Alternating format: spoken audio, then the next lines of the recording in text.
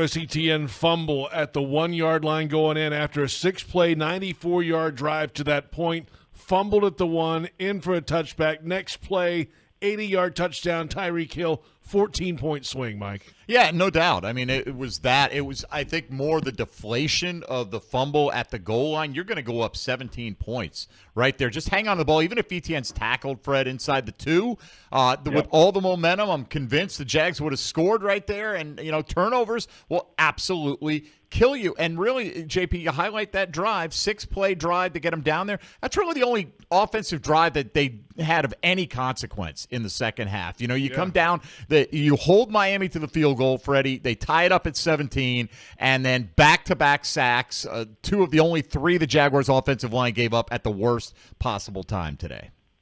Yeah, it seems that timing is the key theme here, Mike. I mean, you mentioned that Etienne fumble. That should have been after the 3rd and 15 Jaguars sack. They had all the momentum. They got the ball at the 1. Tank Bigsby, a great run. I thought it should have been a house call for Tank right there, but he stumbled up a little bit. The guy grabbed him. Still should have been a 99-yarder. Instead, you allowed Tyreek Hill to get wide open. Next play, 80 yards there after the Etienne fumble. Should have been 24-7. Worst case, Mike, what are you thinking, 20-7 right there if you go in? And then worst the very case, next, yeah, the worst case in the very next possession on the kickoff return, Parker Washington fumbles the ensuing kickoff return. You're talking about a deflated team at that point. That fumble was big. It was very costly. I think they go back, they look at this entire tape. I believe Doug has to be better as well. Those 4th down calls, I want to say they're played out. I like Doug. You don't put your team at risk right there. Thankfully, it didn't hurt them so much because they were able to get a stop in a missed field goal. But you don't put your team in that situation. Yeah, even with the stop, you flip field position, That's JP, right? Yeah. I mean, you're giving up 45 yards of field position. And that all came in one big swoop. All those 4 big things happen in a 3-possession span in this game, and just kind of turned this game upside down out of nowhere. But fortunately, Sanders yanked the field goal left and missed it. No harm, no foul at that point. Right. Sanders did hit another one later to tie it at 17, and, of course, the game winner on the final play of the game. JP Shadrick, Mike Dempsey, Fred Taylor. It's Jaguars postgame. Bucky Brooks is down in South Florida. We'll have head coach Doug Pederson coming up shortly after a Jaguars loss in Week 1, 20-17. Overall, though, Fred, Jaguars defense today, obviously the big touchdown giving up the 80-yarder. But to give up 20 to this type of offense and hold them down as much as they did, certainly in the first half, was a really good effort. And then you could just tell by the end they were starting to wear down a bit as this game went on. Yeah, I don't believe there's one guy in the locker room that's going to take this consolation prize there. They feel that they were dominating this game at one particular point in time. They gave up that big play. The Dolphins didn't do much in the run game the entire day. Well, on the flip side, the Jaguars offense actually ran the ball, which was the big question mark coming into the season. But, yeah, you give up a big play there. You hurt yourself. You put yourself in a position to lose ball games, no matter how good and methodical your performance is throughout the game. You cannot give up, the big shots. And, unfortunately, they knew Tyreek was a dangerous threat going in the game, and they let him free. And it's a game of inches, right? We all know it's a game of inches. But Tyreek outgained him by that 1 inch, and that put them in position to walk away with the win. Yeah, still convinced if they don't fumble it, if they get some points on the board there, they're going to win that football game. But who's to say? Yeah. We don't know, and we can live in that hypothetical, Fred. I think one thing we're all looking at closely coming into this game was what the offensive line would do in short yardage. They had that 3rd and 1 where they got stuffed, and you talked about, Doug opting to go for it there because that's his decision. He's overruling, he's the one making that call. What did you make of the play call, though, on the 4th down? It was reminiscent of last year when they tried to run wide and win with speed because it felt like they didn't feel like they could knock Miami back off the ball. I said on Monday morning tailback, the show I do with Jeff and Dan Hicken, being down at the Florida game, Billy Napier, he goes for it on 4th and 5. The defense really had made a stop. The offense wasn't doing much, but they were in the Canes territory. But you go for it. I didn't love that call, especially you're 0 for 4 on third down. Similar situation today. They finished the game 2 for 10 on third downs. If you're on the downside, on the very negative end on third downs, why would you try it? Why would you attempt to go for a play at the opponent's 30 on 4th and 1 when you haven't been great on third downs? Punt it, allow your defense, which has been playing fantastically. They played amazing the entire game. Stuff in the run, minus that big play, they played an outstanding game. Put it on your defense's shoulders. That's the reason you went out and got a new D coordinator. You changed your scheme. You paid Josh. Those guys have played well. Put them on the field. Let them.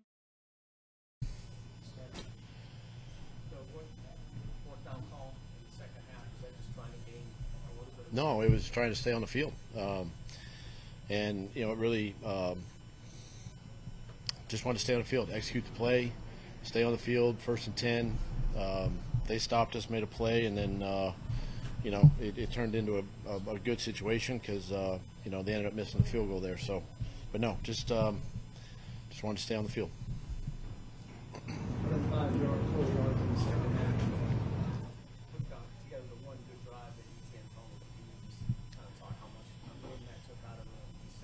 Yeah, I mean, it takes a little wind out, but guys battled. I mean, the defense stepped up and made some stops, and it was just kind of a tale of two halves, really.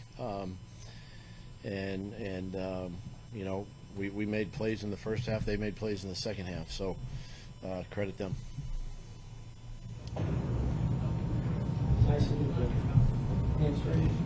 I think so. I'll check him out here in a little bit and on the way back and probably have an update for you tomorrow. What did you say? I just told him, so keep his head up. I mean, he's a good player. We're going to give him the football a lot this season. It's week 1. Learn from it, and we'll be better. I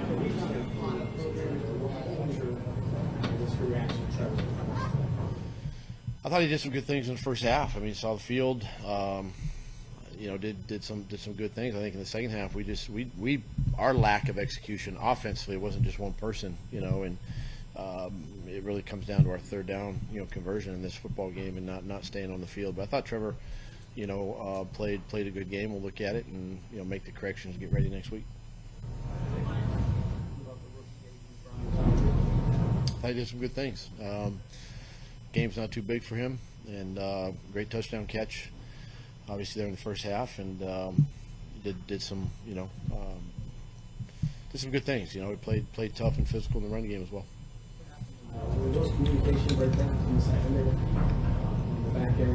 Yeah, I'll have to get with Ryan and the guys. I mean, in the moment, it happened so fast, and you're switching gears. So we got to look at the tape and figure out what happened.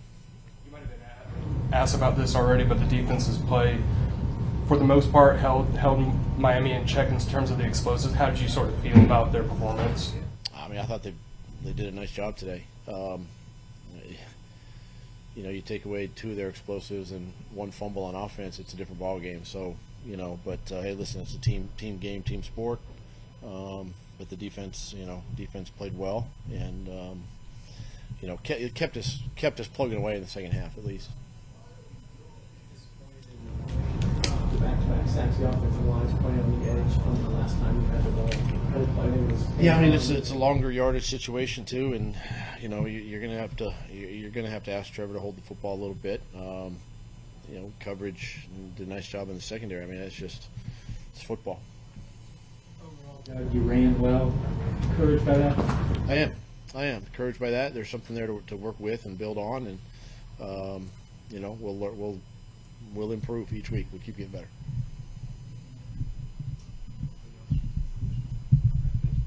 All right. Thanks, guys.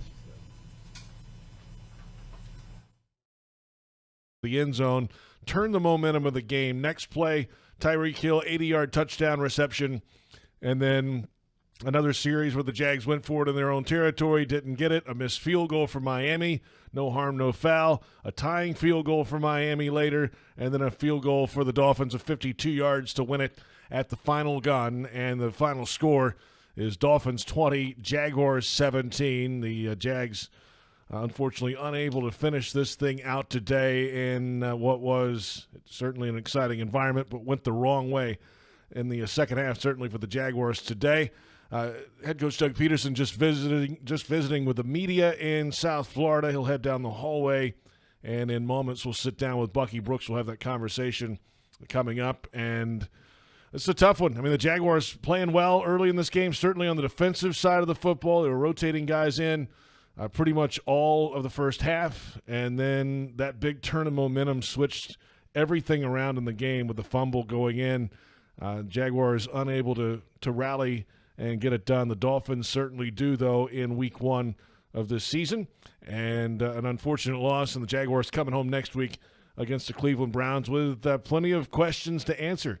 And Bucky Brooks is standing by now at Hard Rock Stadium in South Florida, and we'll go down to him in just a moment. Head coach Doug Pederson heading that way now. But boy, Mike, this is a tough one. We're going to have conversations all week long about it, and but at some point you got to put it away, 24-hour rule, and move on to the next. Yeah, I don't know how they do it because I will not be over this in 24 hours. I mean, this is just rips your guts out right there. I mean, you look like you're not only going to win, you might win convincingly if you're able to punch it in. Let's head back to Hard Rock Stadium in South Florida. Bucky Brooks has head coach Doug Pederson. Bucky? Coach, thoughts on a tough loss today? Kind of tale of two halves, I think. Offensively, I think defensively, battled the tails off and really kept us in the football game. Just came down to, the one real explosive play.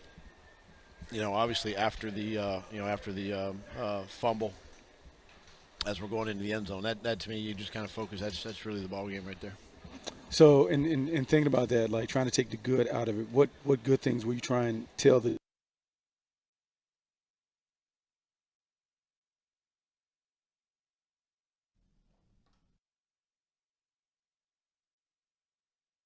And we got to improve on third down, which we will, and we'll get that corrected. And then I think defensively, we just we think we had, without really talking to Ryan from afar and watching it a little bit, it looked like we had some communication breakdowns in the secondary, and just something we got to get fixed. But there's some positive. I thought the guys battled for 60 minutes, and obviously something to build on there.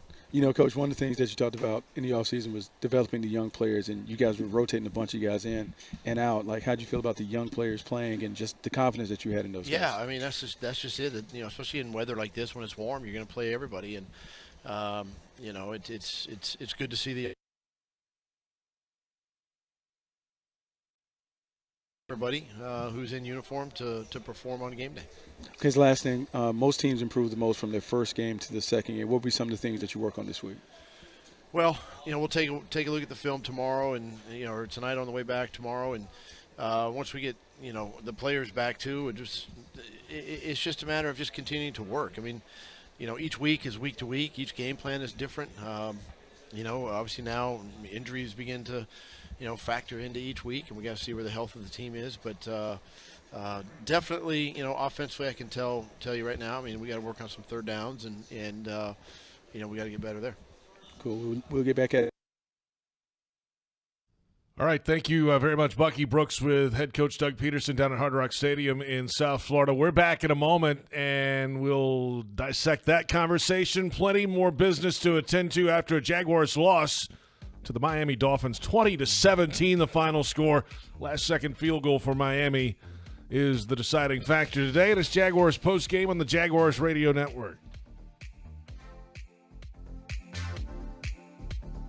Ranked as the nation's best public university by the Wall Street Journal, the University of Florida is on a mission to transform education. UF continues to help grow the economy through research breakthroughs and leadership in AI. And with its nationally recognized career services, UF students and graduates have never been better prepared to make a difference in the world. To learn more about how the University of Florida fuels bold ideas that make an impact around the globe, visit fromflorida.ufl.edu. Are you ready for some football? Well, you are now, thanks to Ticketmaster. As the official ticket marketplace of the Jacksonville Jaguars and the NFL, Ticketmaster's got the best way to take it to the house when it comes to being there live. They're the safest and most convenient marketplace to score fully verified Jaguars tickets. And even if your plans get broken up or worse, turned over, Ticketmaster gives you more flexibility to sell your seats. So get those touchdown celebrations ready and score your tickets today at Ticketmaster.com/Jaguars. Something happens when you begin to believe. What seems way off in the distance gets closer. You focus on what needs to get done, and you'll let nothing get in your way. Next year becomes this year, and maybe next time becomes now. A whole city will rally behind you and begin to believe too. Because when you believe, the unbelievable can happen. We believe in justice for everyone, and we believe we're the attorneys to help people get it. Farah and Farah, exclusive injury law firm of the Jaguars. Jacksonville. The Jaguars bring performance, strength, and passion to every play. And you'll find the same when you bank with Everbank. Open an Everbank Performance Savings account and score serious savings. See what you could earn at everbank.com/Jaguars. Everbank, advantage you. Member FDIC and the official bank of the Jacksonville Jaguars. Jaguars postgame presented by Florida Home AC. Call Florida Home AC today, official air conditioning partner of the Jacksonville Jaguars. JP Shadrick, Mike Dempsey from the Hyundai Studios. Fred Taylor on the phone line with us after a Jaguars loss to the Dolphins on the final play. Dolphins with a field goal at the end, 20-17, after the Jags held a 17-7 lead late in the third quarter and were within a yard of going up by 3 possessions at that point. A fumble into the end zone for a touchback. Next play from scrimmage, an 80-yard touchdown for the Dolphins. The momentum shifted. Later, a game-tying field goal, and then the game winner at the final gun for Miami, and the Jaguars fall in week 1. Third down, Doug Pederson, guys, we just heard talk about it with Bucky. Yeah, got to go back to the drawing board a little bit. 2 of 10 on third downs today, Mike. Yeah, 4 of 10 is not great, but it would have been better had Christian Kirk hung on to a couple of passes. Like the second one, I think it looked like he might have mistimed his leap a little bit towards it, but both of those balls should have been caught. And I'm sure Kirk would tell you the same thing, calf strain, no calf strain. I don't know if he's dealing with any of that, but he didn't have a hand strains. I mean, you got to catch those plays. You're supposed to be the reliable guy for the Jaguars wide receiver core, and Trevor Lawrence found Christian Kirk twice, Fred, on what would have been third down conversions. You got to have those. Yeah, I thought Trevor made a great pass right there. It looked kind of awkward for Christian Kirk the way he jumped there. Certainly missed time, but, no excuses to miss that ball there. Even earlier in the game, I believe it was Gabe Davis dropped a big wide-open 3rd and 9 pass there. So I think these guys, first game jitters, hot, playing, like Doug said, playing through the heat there. You got to play everybody still. They pay you the big bucks to go out there and make these plays. But to their defense, because I was out there, no one's perfect. So I want to chalk it up as week 1. I'll get back to the drawing board. This team certainly has potential to go out there and be an amazing team. They got to go back, hit reset, come home and win in front of your home crowd. If you're going to do anything in this league, you have to win at home. Overall, pretty good performance. I want to go back and say I think I was a bit harsh on Doug after reevaluating my comments. That 4th down call didn't necessarily hurt us, but it just scares me, the aggressiveness. But Doug called it out as it is, and the Travis Etienne play, the biggest play of the game. No matter how you look at it, that 14-point swing hurt us today more than any play out there. Third down, sacks, PI calls, whatever it is, that play was the highlight play of the game, and that's the reason they're going back home, not excited as they should be. Fred, take us through a running back's mindset when you're breaking away like that and you've got 5 yards to go, one man. I'd have to go back and look at it. It didn't look like he was stretching the ball out. It was in his left arm. No, he wasn't. So he wasn't, JP. Excuse me for interrupting. I just got so excited. I was trying to figure out what was going on throughout the day. Tank Bigsby started the second half. Travis was on the sideline. A few possessions, Tank Bigsby was out there on first down, and we didn't see Travis Etienne. So I'm like, is he banged up? What's going on? I didn't understand if this is a new rotation that they have going on. So in my observation, I'm like, is Etienne not all the way in the game from a mental standpoint? In that particular play in which he fumbled, he didn't finish strong. You got to kind of feel that pressure, and the defender's coming at you. Maybe he thought he was going in the end zone unfazed. But there you have to really, high and tight the ball and explode through the end zone. I believe it was a situation where he was just a bit relaxed and thought he was going to score the touchdown, and the defender made a great play. My feeling was they were just rotating everybody all day, or most of the positions. Obviously, not on the offensive line, but Fred, it seemed like they were going every other series with Etienne and Bigsby, and Bigsby played so well in the first half.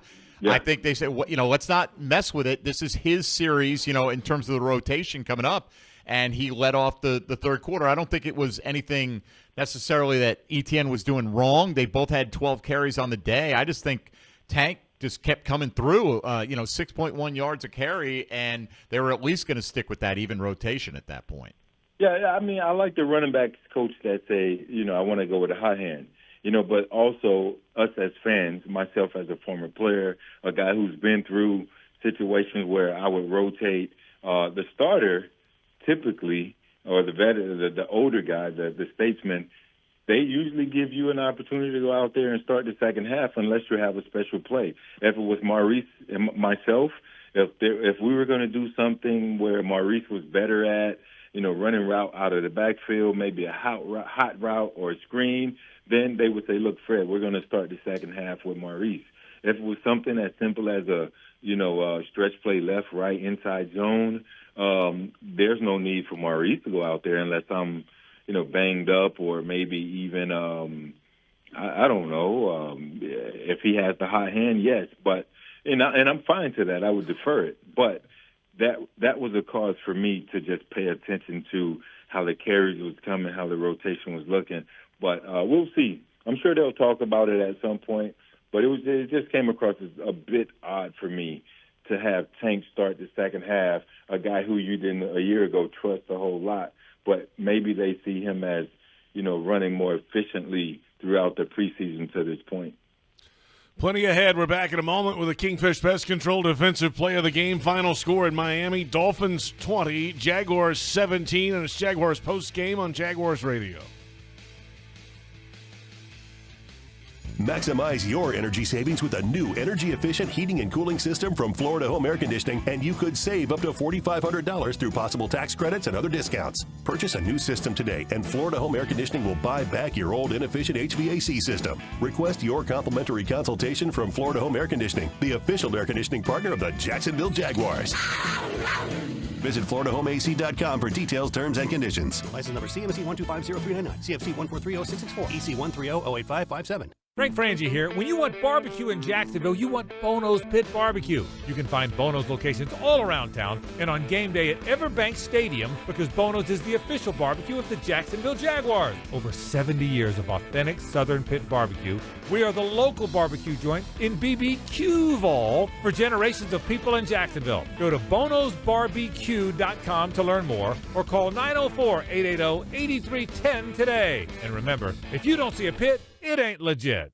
Facing cancer takes a lot of determination, strength, and support.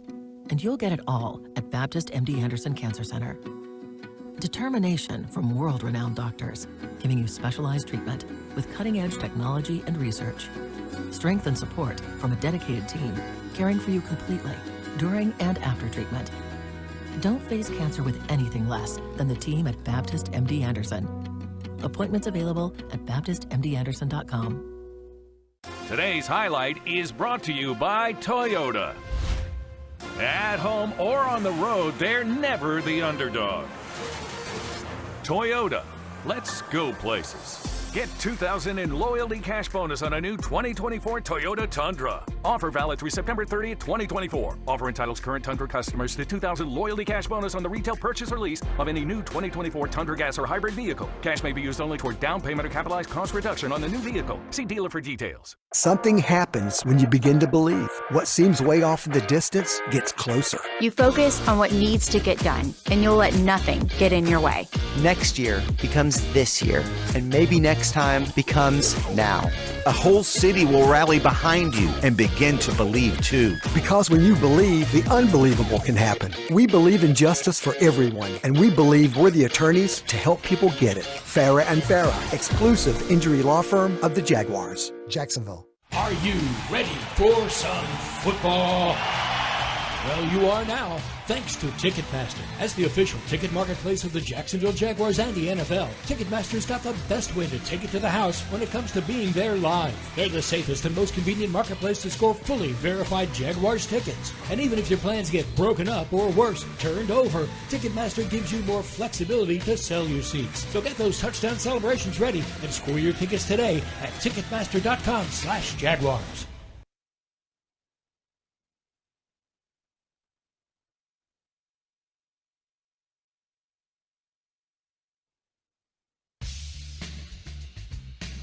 Jaguars Postgame continues, presented by Florida Home AC. JP Shadrick, Mike Dempsey from the Hyundai Studios in Jacksonville. Fred Taylor on the phone line with us. PRI Productions, the official event production company of the Jags, has everything you need to bring your next. It's good to see Travis on his line. Stand over there with Zach, so it's like an even room. It's such a weird flex. No, I will need to get a bigger. Stand next to Zach. That way there's. For the punt, and at that point, Jaguars led by 10. It felt like Miami was moving a bit, but the third and long Armstead sack, one of a few today for the Jaguars. Trevor, did you at all walk off the field in disbelief, thinking to yourself, man, I just can't believe we lost that game? For sure, yeah, it's pretty spot on to my feelings after the game. just kind of gave it away. So it's gonna be a lot to learn from week one. It's early, and got a lot of confidence in the group we have. We got a really good team, but we can't give games away, especially against another good team, which is going to be every week. So yeah, definitely disappointing. And your run in the end zone really seemed like it turned the whole momentum around. Is there a question with that? Well, I was going to ask you, do I feel that way? I mean, obviously, turnovers are killers, especially down in the red zone. But I thought Travis did a good job of bouncing back and keeping his head in the game, and stuff like that. Is going to happen at times, and we preach taking care of the ball and not doing it. But I've been in that same position, and that's what I told Travis. I've done it before too. So no one's pointing the fingers. We still had plenty of time in the game, and we have to be able to handle the adversity and go score the next series. And that's the only good drive we had the whole half. So it's on all of us to, when something like that does happen, we all gotta gather around and make the next play. And we didn't do that. It seems like we couldn't get any rhythm going in the second half besides on that drive. So obviously that's going to be the story, and of course that's important. That's something that you don't want to do and you can't do, but we had plenty of opportunities after that, and we couldn't get anything going. And I took a bad sack on second down on our last drive that we got that put us in a tough third down. So I mean, there's plays all over the place that we got to make and that we can't. It's more the mistakes though than the plays you got to make. It's more of don't beat yourself. And I think you look at the whole game, and that was where we struggled. We made a lot of plays, a lot of great plays, and our defense did a good job of holding a really explosive offense. And offensively, we didn't score any points in the second half. So that's something that can't happen if we're going to win a lot of games, which is the plan. So we got to score more. You talk about not beating yourself, but that's kind of how last season fell apart a little bit towards the end there. So do you any thinking, oh gosh, here we go again, or we feel we got that all off the system, or type of thing, or no? Not really. It's just kind of it's what happened today, and don't make it more than it is. We know we have to improve and get better. the reality is, though, it's week 1. We're 0-1. Not the start we wanted, but even if we're 1-0, we still have 16 more games that we got to do something with. So the mindset doesn't change for us. Obviously, that there's some sense of urgency of we got to clean some stuff up. It was pretty sloppy at times. I thought in the first half we played really well, complimentary, moved the ball even after a rough start on that first drive offensively. We settled in, but for whatever reason there was a disconnect in the second half, and we didn't seem to be able to get things going. We were behind the chains, and they kind of took back the momentum. So we got to be able to play with the ebbs and flows and make those plays when we need them. And I take that on myself too. I got to make a play in that last drive that we ended up having, because you're sitting there and you don't get the ball back and you feel like you blew your shot. So for me, I'm frustrated with that as well. From your vantage point, what sort of went wrong in the second half? You kind of touched on some things, but what did you see out there? What happened on the offense?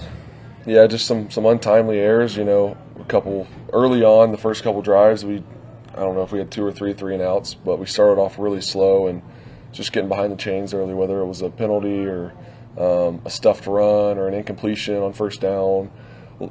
They were all kind of something different, but just didn't seem to get the drives going. And then in those second and longs, we didn't get anything positive in those either. So then you're in third and long, and that's going to happen occasionally, and you got to convert, but you can't rely on doing that time and time again. Defenses in this league are too good, and you got to stay ahead of the chains, and we didn't do that early. And then when we put a good drive together, it seemed like we were rolling, great tempo. And then same thing, we had the turnover, and then after that, it went right back to just kind of stagnant. Weren't able to move the ball, and we got to be able to put drives together consistently like we did in the first half. So we'll have to look at it and see exactly what it was. I don't have all the answers right now, but I definitely know that we had our opportunities and really just didn't take advantage of them. Trevor, what do you think of Brian? And can you take Played great. The 2 plays, the PI and also the touchdown? PI, I was pissed because I missed the throw, left a little short, and he did a great job, and the safety ended up jumping down and took Christian away. So we had the shot over the top. So he did a great job. Won at the line of scrimmage. I think it was press too with Jalen. So he did a great job winning, and I just underthrew it a little bit. Fortunately, we got the PI, but he did a good job going and winning. And then the one in the end zone, that's just us and trusting it, and me trusting he's going to get there, and him trusting I'm going to put it in the right spot. And you see, he made a great play. So it was awesome. Sorry, 4th and 1 to Travis. Was there any audible at the line of scrimmage on that, or was that an intentional call to run Travis wide? That was a call. Obviously, it wasn't to go there and then back across. He's playing ball and trying to make a play, and they did a good job, and I'd have to watch it. I don't know exactly what happened, but it seemed like Jalen Ramsey did a good job of setting the edge there, and wasn't what we thought was going to happen. Obviously, we had a plan for that play, and that really didn't play out how we thought it would. So, got to give credit to them, and they made some big defensive stops at the end of that game. But we put ourselves in some tough spots, and you'd love to go get it on 3rd down and not be in that 4th down situation where you got to go get that. So a lot of stuff to learn from, and yeah. All right, let's take 2 more. Is it missed opportunity? You feel like right now, you're going in to maybe put the game away. Yeah. How quick does that change in terms of the game changed, obviously? Changes quick. This game is this league. It's a game of momentum, and you have to be able to. If you're on the good side of the momentum flip, you got to be able to take it and run with it, which they did today. And if you're on the opposite side, you got to be able to weather the storm and settle back in as quickly as possible. So, it seemed like we weren't able to do that. The next time we got the ball, like I said, real stagnant, and just weren't getting many positives, and then. Had some bad sacks there at the end on me. I thought protection was really great all day. Those guys did a good job of giving me time. So a couple of those were either coverage sacks or me trying to scramble into one. But yeah, it's just frustrating. You feel the momentum flip, and you got to be able to settle in. And playing on the road, obviously, that's a huge thing. Is don't let the momentum take the game away from you. And I felt like we didn't settle back in, and they did. So. You got to be able to recover from those things. So it's football. It's the NFL. You're not going to blow many teams out. We had an opportunity coming out of halftime to go put some points on the board and really make it a 24-7 game. We didn't do that, and that would have been a big opportunity for us. But all these games are going to come down to one score, so you got to be able to win it at the end. All right. Any more? All right. Thanks. You good? All right. Thanks, guys. Thank you.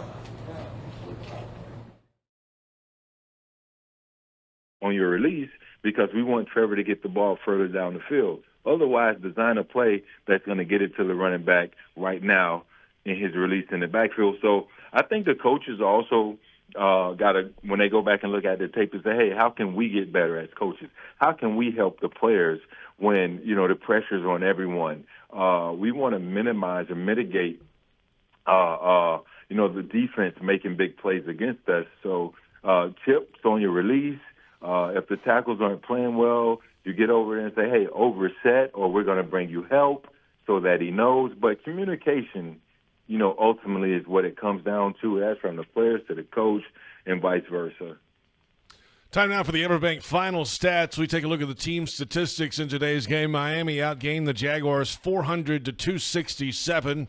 Rushing yardage 128-81 in favor of the Jaguars. Passing net 319 for Miami, 139 through the air for the Jaguars. The Jags were 2 of 10 on third down. Miami 8 of 16. Penalties, 8 for 71 yards against the Jags, 9 for 103 against the Dolphins. Time of possession in favor of Miami, 33 minutes and 10 seconds. The big turnover, the big one of the game. Boy, the only turnover of the game, certainly costly for the Jaguars, Mike, and that's how it worked on the team side today. Yeah, absolutely. Individually, it's not going to look a whole lot better, except maybe for the running game. Tua Tagovailoa threw for 338 today with a touchdown, a 101 quarterback rating. A lot of that came on 2 big plays, one to Waddle for, I think, 62 and the 80-yarder to Tyreek Hill, but they count. Trevor Lawrence had a really nice first half, but not much at all in the second half, 12 for 21 for 162 yards. And the 1 touchdown, 97.7 quarterback rating. Tank Bigsby led the way on the ground with 73 on 12 carries. ETN had the 12 for 44. Did have the touchdown. Also had that crucial goal line fumble. Jeff Wilson, of all people, led the Dolphins today. 5 carries for 26 yards. Jags, for the most part, did a really good job with the run defense. Gabe Davis, your leading receiver, 3 for 62. Here's the thing. Brian Thomas draws the big pass interference in the first half. He's 4 for 47, catching it at the half. Doesn't get another target in the entire second half today. So, and for the Dolphins, Tyreek Hill with 7 for 130 and a score. Jalen Waddle, 5 for 109. So 2 guys over the century mark. Foye Oluokun leads the team, as he often does, with 11 total tackles, 8 solos. Trayvon Walker, a pair of sacks. Eric Armstead had 1. There you have it, the Everbank final stats today. Back in a moment for the player of the game voting here on the Jaguars Radio Network postgame. The Jag Radio Network is presented by UF Health. University of Florida Health is a proud healthcare partner of the Jacksonville Jaguars. Final score 20-17, Dolphins over the Jags. And this is Jaguars postgame on Jaguars Radio.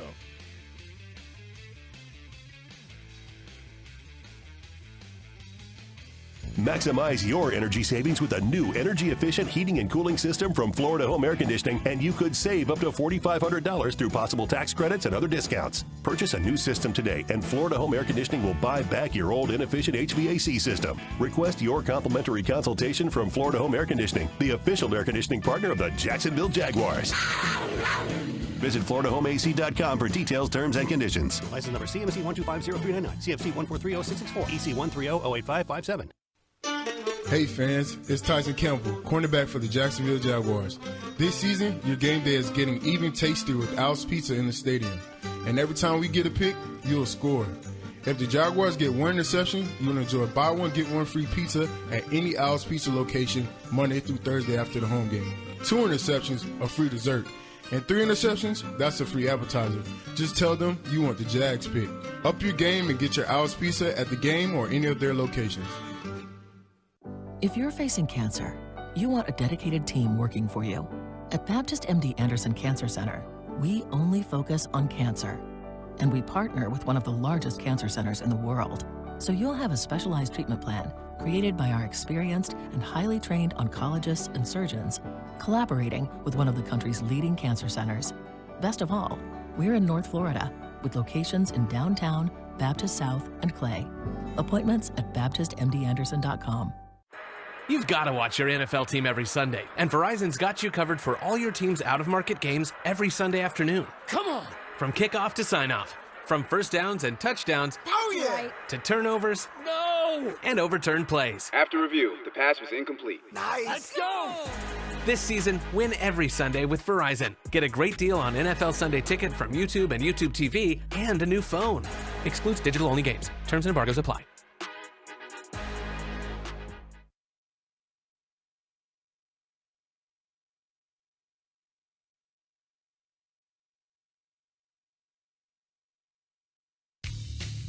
Jaguars postgame presented by Florida Home AC. Call Florida Home AC today, official air conditioning partner of the Jacksonville Jaguars. JP Shadrick, Mike Dempsey, Brian Sexton in the Hyundai Studios. Fred Taylor on the phone line with us after Jaguars lost 20-17 to the Dolphins.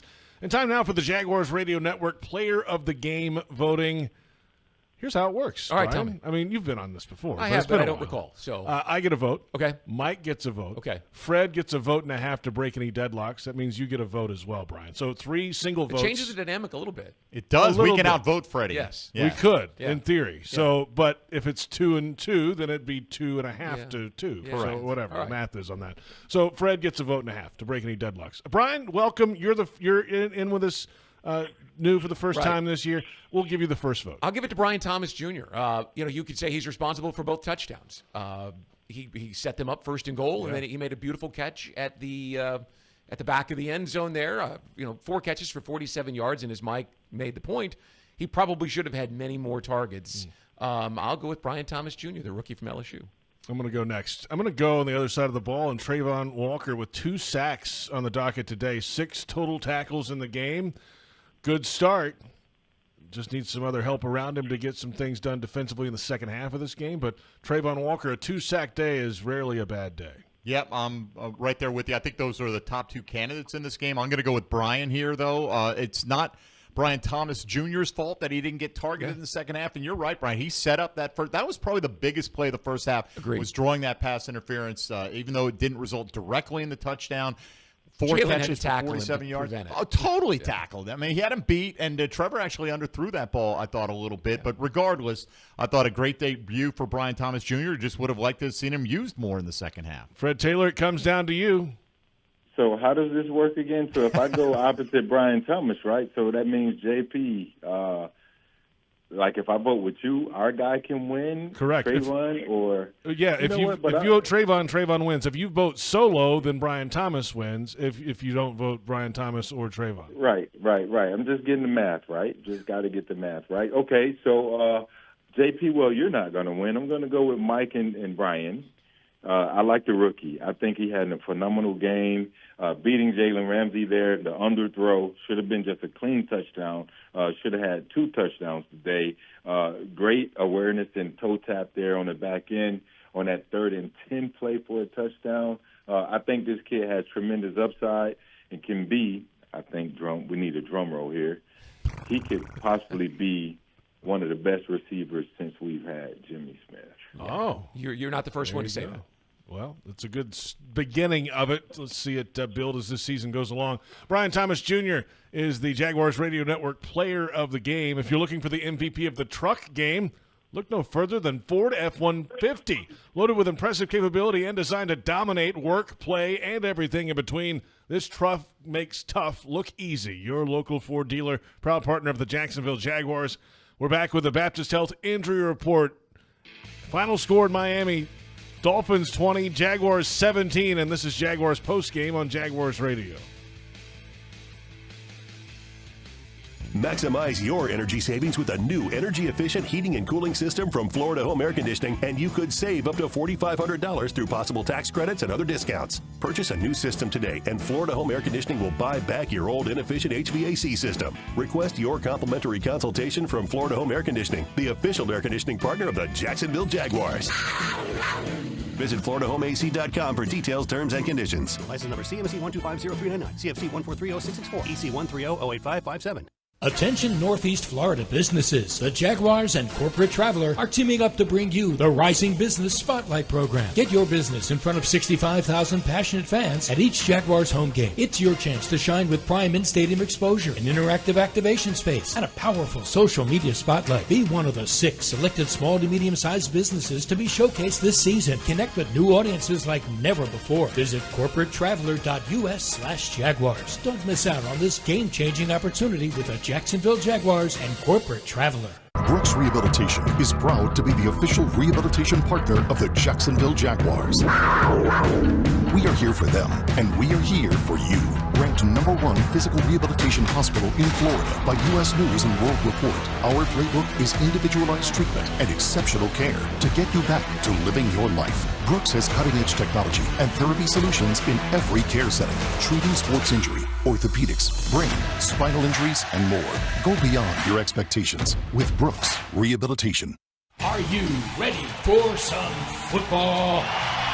Well, you are now, thanks to Ticketmaster. As the official ticket marketplace of the Jacksonville Jaguars and the NFL, Ticketmaster's got the best way to take it to the house when it comes to being there live. They're the safest and most convenient marketplace to score fully verified Jaguars tickets. And even if your plans get broken up or worse, turned over, Ticketmaster gives you more flexibility to sell your seats. So get those touchdown celebrations ready and score your tickets today at Ticketmaster.com/Jaguars.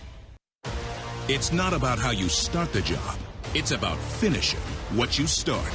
The Ford F-150 truck can help.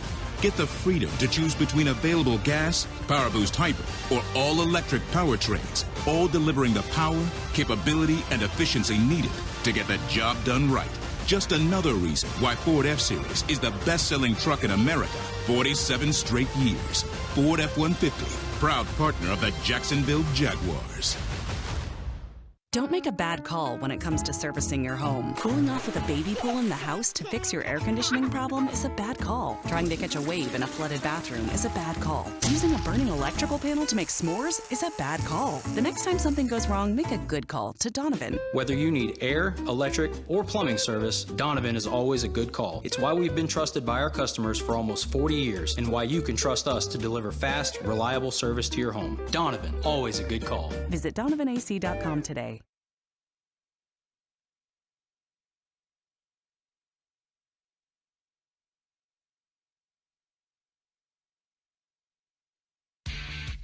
We continue on Jaguars postgame. Let's pause 10 seconds for station identification on the Jaguars radio network.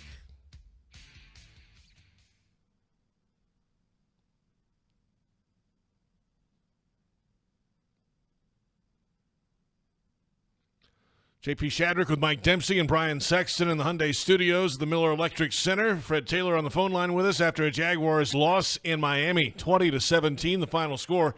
And the injury report is presented by Baptist Health, changing healthcare for good. One notable in the game today, Tyson Campbell, Jaguars cornerback, left in the fourth quarter with apparent hamstring injury, and we'll see as the week goes along. But, Fred, those hamstrings, you don't want them to linger. Got to be careful with this one. Yeah, man, I hate to see that for Tyson, especially someone who's had a history of hamstring troubles. You know, I'm trying to figure out here, as you mentioned it, JP, what exactly is Tyson doing wrong? Is there anything he can change? You know, flexibility, yoga, core. You know, I don't know, man, but got to get those hamstrings together because they never really leave. If you don't treat them, that is. Yeah, that could linger for a while. You don't need that happening, certainly in the secondary. Well, his reaction coming off the field, he got to the sideline, kind of took his helmet off and pulled it down in front of his face and walked with it like that for several steps. That's one of those. Frustrating. Yeah. Right. You're right. Like, you know, something is probably going to be something that keeps you out for an undetermined period of time. At least that was my take, my read on it. Right, Mike, especially if you've dealt with it before. And he's been having those hamstring issues since he arrived to Jacksonville. And, you know, I know the frustration. I've been there. Sometimes you just got to go back and reassess everything. Acupuncture, massages, you know, hip alignment. I did everything in the book to try to make sure I mitigate, you know, the risk of further injuring my hamstrings. Brian, coming into this game, this is about as healthy as they've been since I've been around here at the start of a season. They only had one guy on the injury report for most of the week, and Daniel Thomas. I mean, so they're still fairly healthy, depending on who comes in tomorrow with, you know, whatever assortment of bumps and bruises. The Campbell one is big because you paid him, because he's your guy. You build your defense around it. He's your young, talented corner. And remember, he injured it here mid-October last year against the Colts, and he missed several games, and he wasn't the same the rest of the year. So they're going to be looking real closely and be very careful with bringing him back too soon. There you have it, the injury report presented by Baptist Health, changing healthcare for good. And we're back with our final thoughts after a Jaguars loss, and we have many thoughts. After a loss 20-17, the final score, Dolphins over the Jaguars. This is Jaguars postgame on the Jaguars Radio Network.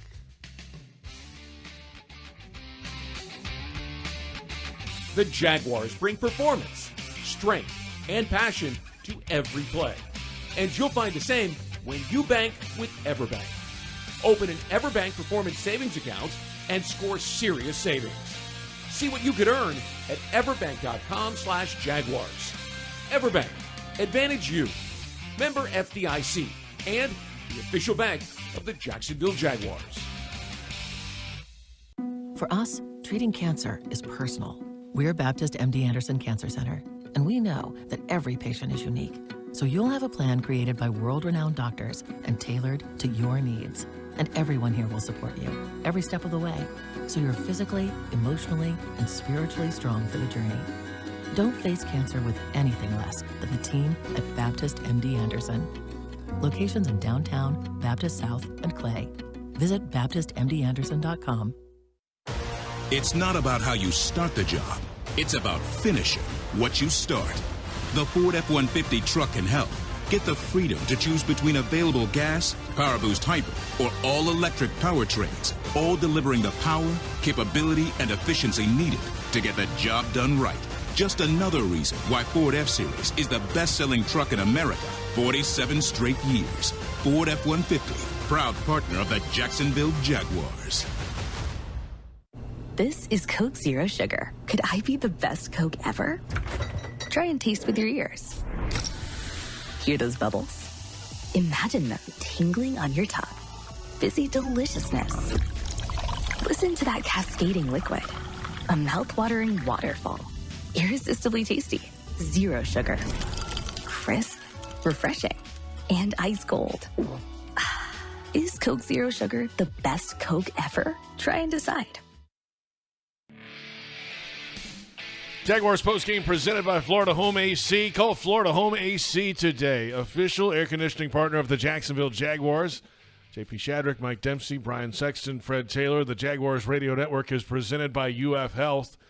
University of Florida Health is a proud healthcare partner of the Jacksonville Jaguars. Our final thoughts. And Fred, I mean, this is one that is really frustrating. Obviously, the way the Jags had a 10-point lead, could have had a 17-point lead late in the third, instead a 14-point flip the other way, and the Jags never found the momentum again. However, home game next week. Cleveland Browns come to town, and it's one you got to have. Not a must-win. It's too early for that kind of stuff, but the way this thing went down in the second half, they've got to find some momentum somewhere.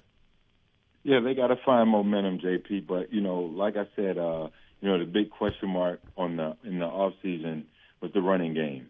I think based on today, it seems that they answered that. Tank Bigsby looks great out there running the ball. I think he ran strong. He ran downhill. He was very efficient. I still would like to see him break that arm tackle and take that one to the house. It should have been a 99-yarder.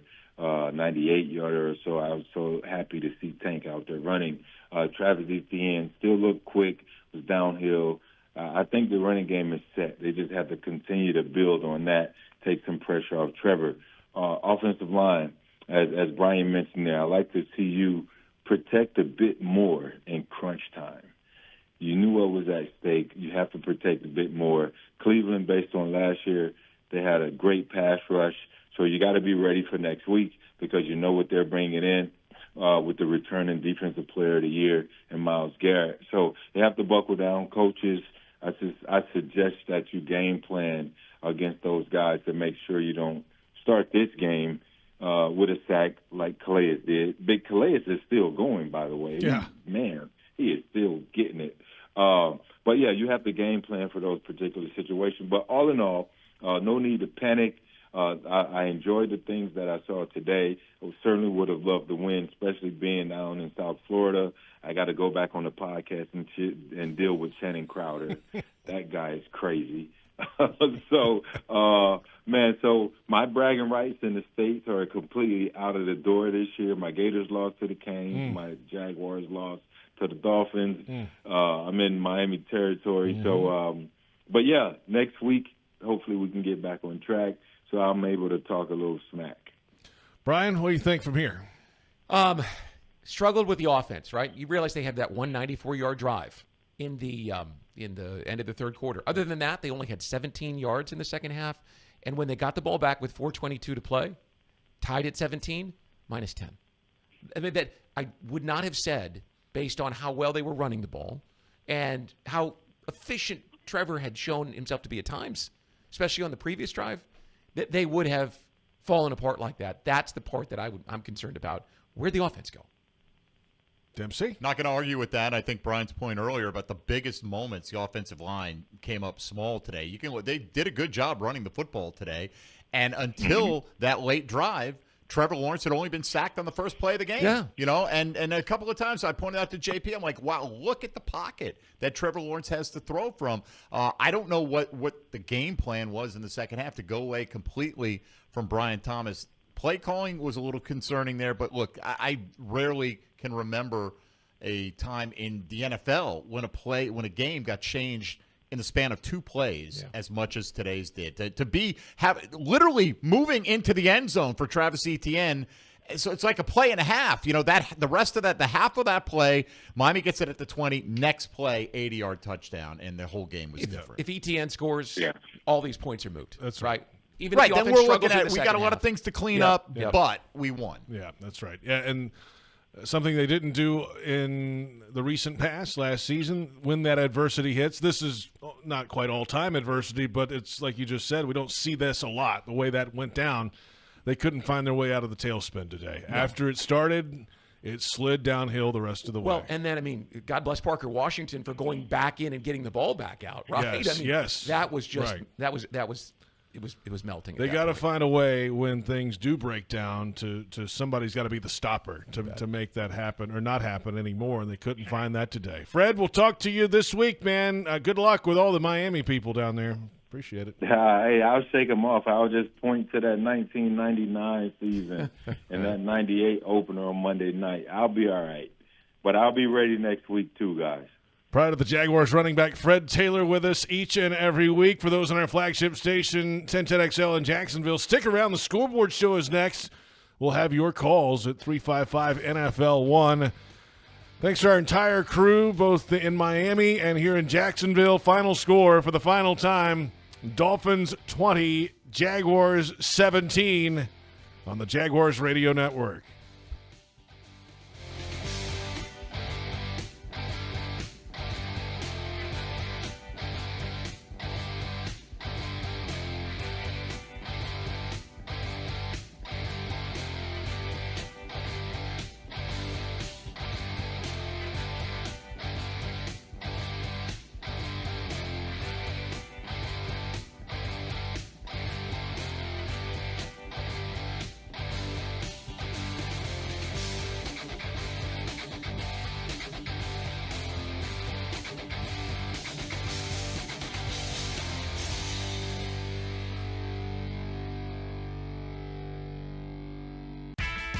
Welcome to the Jaguars Scoreboard Show. This is your chance, Jaguars fans, to sound off about today's game. The Jaguars Scoreboard Show is brought to you by University of Florida Health, Farah and Farah, Baptist Health, and by Everbank. Now, waiting to hear from you, here are Mike Dempsey, Bucky Brooks, and JP Shadrick. Welcome in. Scoreboard Show. Final score in Miami. Dolphins 20, Jaguars 17. JP Shadrick with Mike Dempsey. Brian Sexton in studio with us. And we've got the phone lines open. 355-NFL-1. 355-6351. Jaguars had a 17-7 lead late in the third quarter. And we're driving.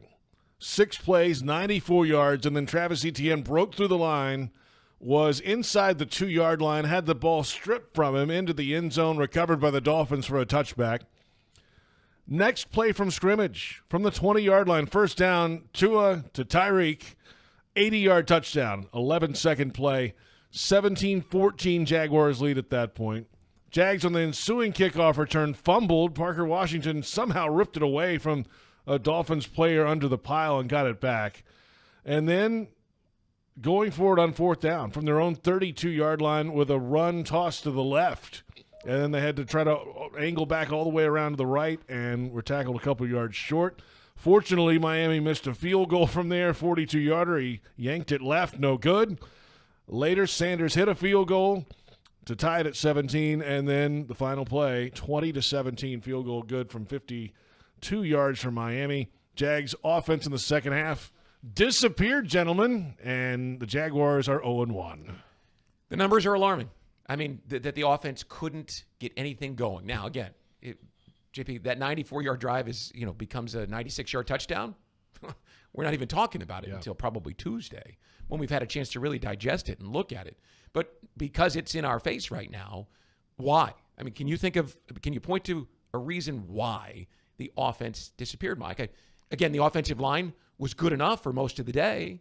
2 for 10 on third down, right? Yeah. I mean, that's a big part, no matter when it came. I mean, and two of those drops by Christian Kirk. Those were I think one in each half. But otherwise, and you look at that drive where they did go down there. I don't know if that just took the wind out of them or whatever. It's so cliche, but if they were able to move the ball so well on that drive, how come that was the only instance of it in the entire second half? Can't explain it. Can't do it. And the suddenness, by the way, with which they came off the 4-yard line there.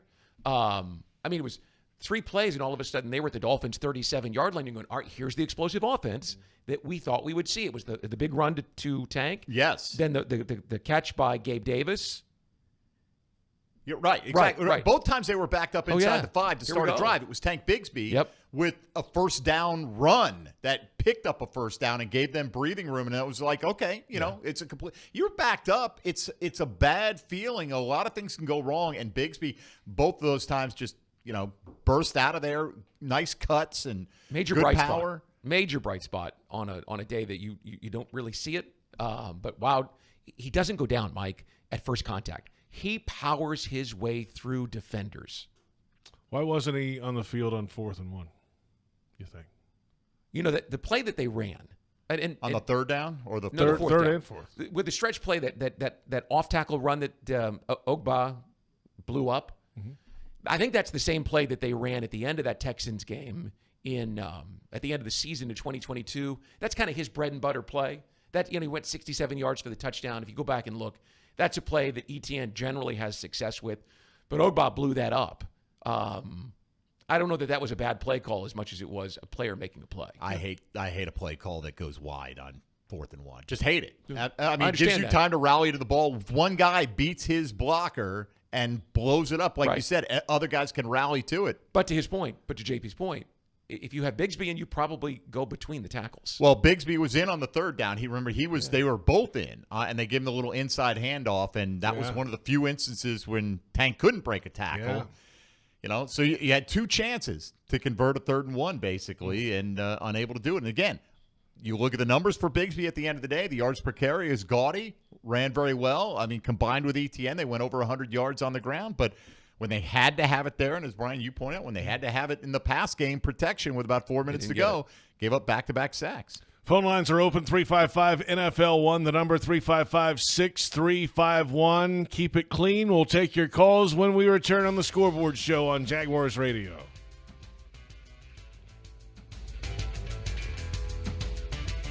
It's game time, Jaguars fans, and Publix knows that football is all about pairings. A high-scoring offense paired with a stingy defense. A rocket-armed QB paired with a dynamic wide receiver. And at Publix, you can pair hot deli chicken tenders with savory dips, delicious sub-platters with ice-cold beverages, and you can pair these tailgate essentials with an entire parking lot full of Jaguars fans chanting, Duval! Gear up for your tailgate at Publix, the official supermarket of the Jacksonville Jaguars. Hey Jaguars fans, are you tired of being late to the game because you're stuck in traffic looking for a parking space? Well, join the thousands of other Jags fans who already know the smartest way to get to Everbank Field is on JTA's Game Day Express. Shuttles run from 5 locations around Jacksonville. Passes start at $10 and are available exclusively on the MyJTA mobile app. Visit JTAFLA.com for full details. The JTA Game Day Express, where you're winning before the game even starts. Your Game Day Express is sponsored by the Jacksonville Zoo and Gardens. Facing cancer takes a lot of determination, strength, and support. And you'll get it all at Baptist MD Anderson Cancer Center. Determination from world-renowned doctors, giving you specialized treatment with cutting-edge technology and research. Strength and support from a dedicated team, caring for you completely, during and after treatment. Don't face cancer with anything less than the team at Baptist MD Anderson. Appointments available at baptistmdanderson.com. Touchdown at Jaguars away games when you fly nonstop from Jacksonville International Airport. Join the Jaguars in Miami and Houston. Watch them win in Philly, Detroit, Nashville, and Las Vegas. All the other Jaguars games are just one short connection away. And if airport parking has you stressed, be sure to visit the Jax Airport website before traveling to the terminal. On it, you'll find information about the status of on-airport parking in real time. See if your favorite areas are available or if you need to call an audible. Visit flyjax.com for more information. Daly's Dash is not only your Jaguars game day stop, but a great place to grab a meal any day of the week. To honor the Jags and the fans, we've crafted the Duval Sub. The Duval comes with freshly sliced turkey ham, melted cheddar and habanero jack cheese, topped with crisp lettuce, fresh tomatoes, and a double portion of our secret sauce, all served on a fresh roll. Come by your local's Daly's Dash today to get your delicious Duval Sub. Daly's is the official convenience store sponsor of the Jacksonville Jaguars. Attention Northeast Florida businesses. The Jaguars and Corporate Traveler are teaming up to bring you the Rising Business Spotlight Program. Get your business in front of 65,000 passionate fans at each Jaguars home game. It's your chance to shine with prime in-stadium exposure, an interactive activation space, and a powerful social media spotlight. Be one of the 6 selected small to medium-sized businesses to be showcased this season. Connect with new audiences like never before. Visit corporatetraveler.us/Jaguars. Don't miss out on this game-changing opportunity with the Jacksonville Jaguars and Corporate Traveler.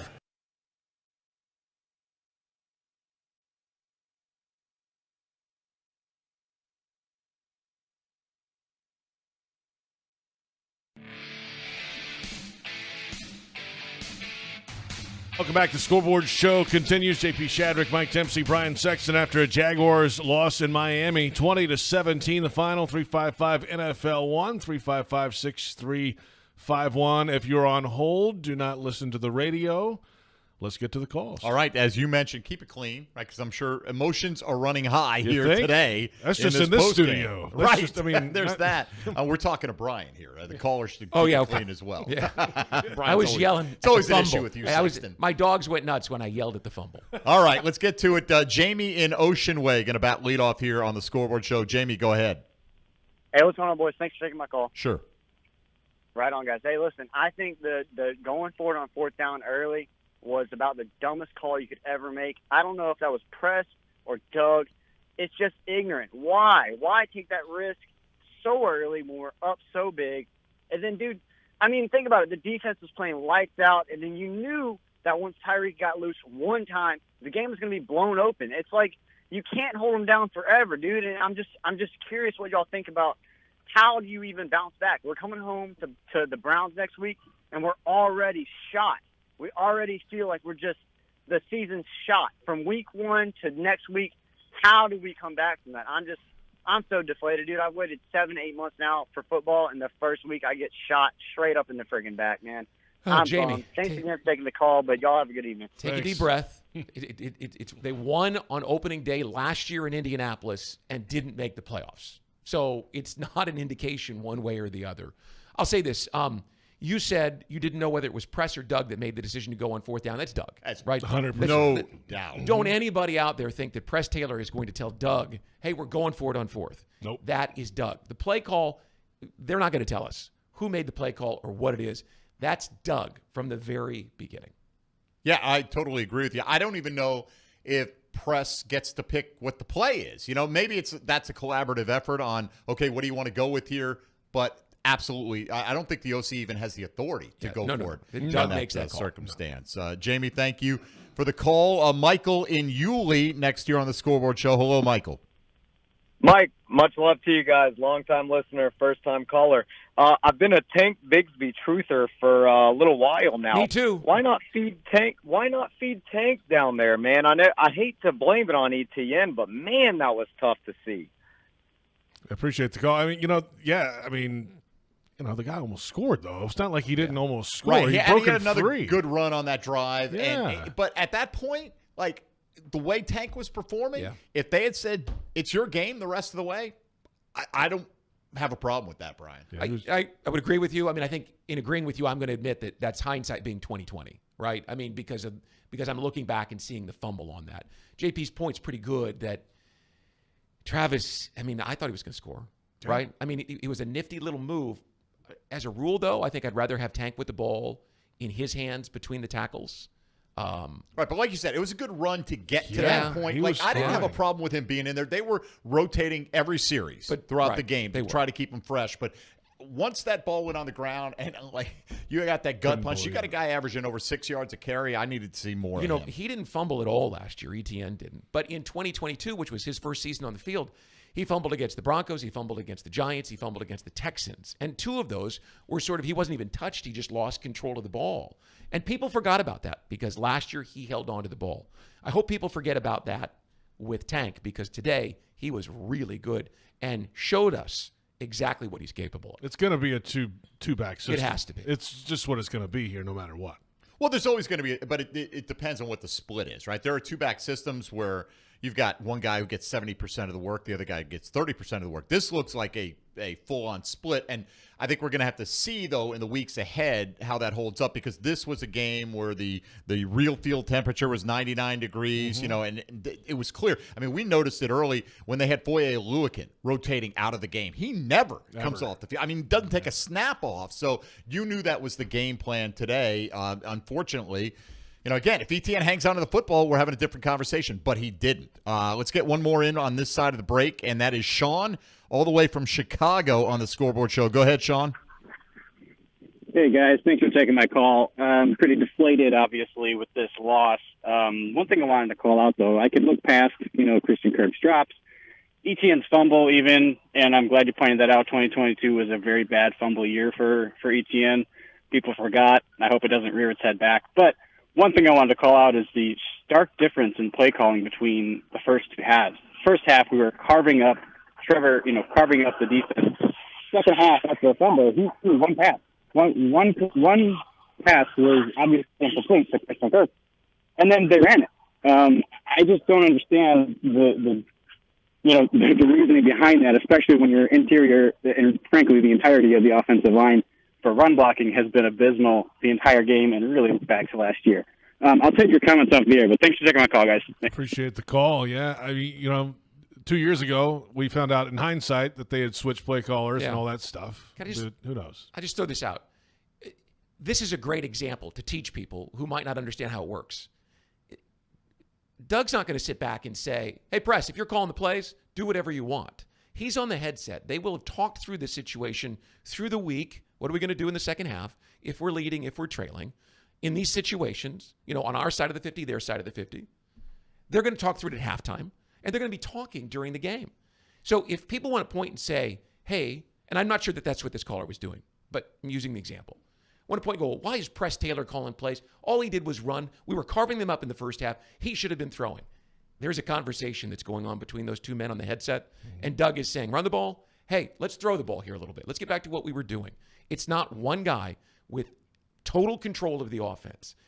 When he says collaborative, that's what he means. I think, again, up to the point of the fumble by ETN, they want it to be pretty balanced, and you do want to run the ball, especially when you're ahead against this Miami Dolphins quick strike offense, right? And they were able to do that and run some clock, even though Miami actually had the time of possession advantage in the first half, which was surprising to me because how poorly they did run the ball. But look, you paid your quarterback $250 million or in future investment. He threw it 21 times today. I mean, that's an incredibly low total in today's NFL, particularly the way they moved the ball in the first half. It just disappeared in the second half. Phone lines are open, 355-NFL-1, 355-6351. More of your calls after a Jaguars loss in Miami. Dolphins 20, Jaguars 17. This is the Scoreboard Show on Jaguars Radio. The 2024 season is pawsome. Register your pet for the Four-Legged Fan Club, presented by Forever Vets Animal Hospital. Your furry friend can access exclusive merchandise, events, and sweepstakes throughout the season. Fan club members will be automatically entered to win the Pet of the Game sweepstakes with 2 Jags tickets and sideline passes for pet owners and the chance for your pet to be featured on the video boards as Pet of the Game. Visit Jaguars.com/promotions/Four-Legged Fan Club to sign up. Headquartered in Jacksonville, Florida, CSI Companies partners with leading healthcare and technology organizations nationwide to deliver workforce solutions. CSI prides itself on building meaningful relationships and provides personalized operations to fuel the success of businesses, both big and small. Whether it's finding the right talent for a job or seamlessly managing a project from start to finish, CSI has 3 decades of experience in getting the job done. This is your workforce solutions reimagined. Visit CSICompanies.com. If you're facing cancer, you want a dedicated team working for you. At Baptist MD Anderson Cancer Center, we only focus on cancer. And we partner with one of the largest cancer centers in the world. So you'll have a specialized treatment plan created by our experienced and highly trained oncologists and surgeons, collaborating with one of the country's leading cancer centers. Best of all, we're in North Florida with locations in downtown, Baptist South, and Clay. Appointments at BaptistMDAnderson.com. Frank Frangie here. When you want barbecue in Jacksonville, you want Bono's Pit Barbecue. You can find Bono's locations all around town and on game day at Everbank Stadium, because Bono's is the official barbecue of the Jacksonville Jaguars. Over 70 years of authentic Southern Pit Barbecue. We are the local barbecue joint in BBQval for generations of people in Jacksonville. Go to bonosbarbecue.com to learn more or call 904-880-8310 today. And remember, if you don't see a pit, it ain't legit. Chelsea here. Tired of those drafty windows and high energy bills? It's time to upgrade with Renewal by Anderson. Right now, during our exclusive sale, you can save big on custom-built, energy-efficient windows and doors designed to keep your home comfortable and secure all year round. Our Fibrex material is 2 times stronger than vinyl, providing superior durability and impact resistance. Plus, with flexible financing options available, there's never been a better time to make a switch. Visit bestwindowsflorida.com to schedule your free consultation today. Proud partner of the Jacksonville Jaguars. Restrictions apply. License number CGC 1527613. Daly's Dash is not only your Jaguars game day stop, but a great place to grab a meal any day of the week. To honor the Jags and the fans, we've crafted the Duval Sub. The Duval comes with freshly sliced turkey ham, melted cheddar and habanero jack cheese, topped with crisp lettuce, fresh tomatoes, and a double portion of our secret sauce, all served on a fresh roll.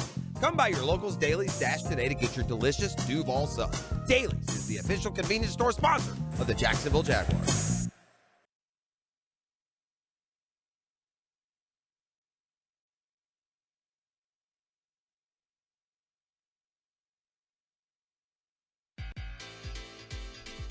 Scoreboard Show continues. 355 NFL 1, the number 355-6351. JP Shadrick, Mike Dempsey, and Brian Sexton. Dolphins 20, Jaguars 17. The Dolphins outgaining the Jaguars today by a good bit. Second half, Jags offense just kind of went away. Total yardage today, 400 to 267 in favor of Miami. The Jags 2 of 10 on third downs.